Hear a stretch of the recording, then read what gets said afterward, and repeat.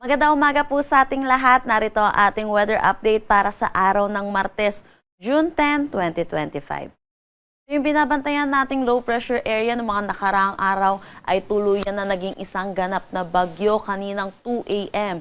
Ito'y huling namataan sa line 435 kilometers west ng Iba, Zambales. May taglay na kalakas na hangin na 45 kilometers per hour at pagbugso na 55 kilometers per hour. Ito'y kumikilos southwestward sa bilis na 20 kilometers per hour. Ito po ay nasa labas ng ating Philippine Area of Responsibility kaya hindi natin ito binigyan ng local name.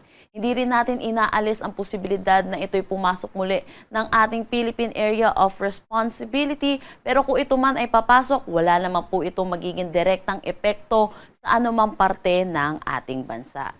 Inaasahan pa rin naman natin yung southwest monsoon or habagat ang patuloy na magdadala ng mga pag-ulan dito sa malaking bahagi ng ating bansa. Para naman sa magiging panahon natin ngayong araw, inaasahan natin malaking bahagi pa rin ng Luzon ang makakaranas ng mga pag-ulan dulot ito ng southwest monsoon or ng habagat.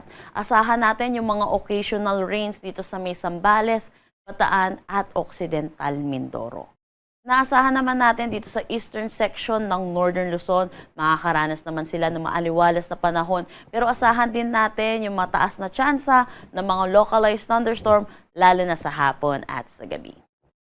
Agwat ng temperatura for Metro Manila 25 to 31 degrees Celsius, Lawag 26 to 32 degrees Celsius. For Tuguegarao, asahan natin ang 26 to 33 degrees Celsius, Baguio 18 to 24 degrees Celsius. For Tagaytay, 22 to 27 degrees Celsius at Legazpi, 25 to 31 degrees Celsius. Naasahan din natin dito sa may Palawan ang occasional rains, dulot pa rin ito ng southwest monsoon. Para naman dito sa buong Visayas, asahan din natin yung mga pag-ulan, dulot pa rin ito ng habagat. Kumikita naman natin dito sa may Mindanao, maaliwalas na panahon ang kanilang aasahan, pero asahan din natin yung init at alinsangan lalo na sa tanghali hanggang hapon na may mataas na tsansa ng mga localized thunderstorm pagdating sa hapon at gabi. Agwat ng temperatura for Calayan Islands at Puerto Princesa 24 to 30 degrees Celsius. Dito sa may Iloilo, asahan natin na 24 to 31 degrees Celsius. Tacloban 26 to 32 degrees Celsius. Cebu, 26 to 31 degrees Celsius. Cagayan de Oro, 25 to 32 degrees Celsius. Zamboanga, 24 to 33 degrees Celsius. At Davao, 26 to 33 degrees Celsius.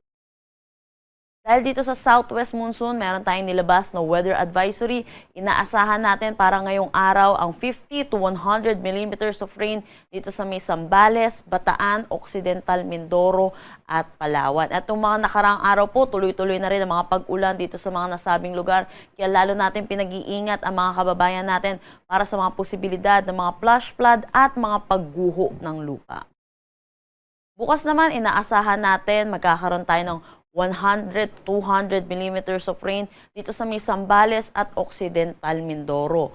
50 to 100 millimeters of rain naman dito sa mga nakadilaw sa ating mapa. Yun po, inaasahan po natin, dulot pa rin ito ng southwest monsoon or ng habagat. Para naman sa Thursday, June 12, araw ng Kalayaan, inaasahan din natin ang 50 to 100 millimeters of rain dito sa may Zambales, Pampanga, Bataan, Metro Manila, Cavite, Batangas, Occidental Mindoro at Palawan. Wala naman tayong nakataas na anumang gale warning sa anumang seaboards ng ating bansa. Ang sunrise mamaya ay 5:26 a.m. at ang sunset mamaya ay 6:25 p.m. Para sa karagdagang impormasyon, bisitahin ang aming mga social media pages at ang aming website pag-asa.tost.gov.ph. At yan po muna ang latest dito sa Pag-asa Weather Forecasting Center. Chanel Dominguez po at magandang umaga.